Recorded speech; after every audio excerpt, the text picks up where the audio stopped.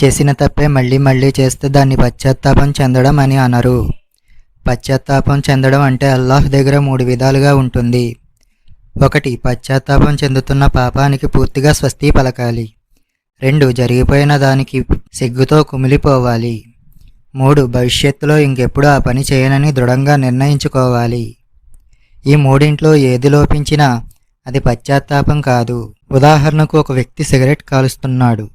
మొదటిగా ఆ వ్యక్తి అలవాటును పూర్తిగా మానుకోవాలి. ఆ తరువాత తను చేసిన పనికి సిగ్గుతో కుమిలిపోవాలి.